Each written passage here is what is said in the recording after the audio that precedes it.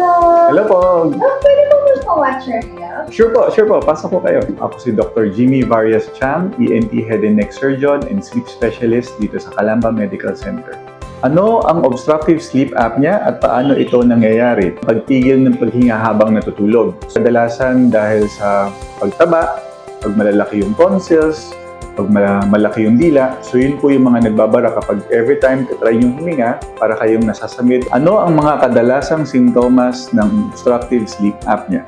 Malakas na paghihilik, yung parang tumitigil yung paghinga, biglang sa dulo, na ganun yung paggising sa umaga, tuyong-tuyo yung lalamunan, parang hindi rested yung pakiramdam. Sobrang antukin sa araw, minsan nagmamaneho, inaantok, maagang pag-develop ng hypertension, paputol-putol yung tulog sa gabi, at yung minsan kailangan bumangon sa madaling araw para umihip. Sabi nila, pwede daw solusyon sa sleep apnea ang sleeping pills. Hindi dapat binibigyan ng sleeping pills ang pasyenteng may obstructive sleep apnea. Kahit hindi na ho kayo humihinga, mahihirapan po yung katawan nyo makagising at baka tumagal po yung hindi kayo hihinga at lalong babagsak yung oxygen na medyo delikado po. Kung kayo po ay malakas maghilik at laging inaantok, huwag niyo na hong hintayin lumala, magpakonsulta na po at magpa-sleep study dito sa Calamba Medical Center. Kalingang may husay at puso.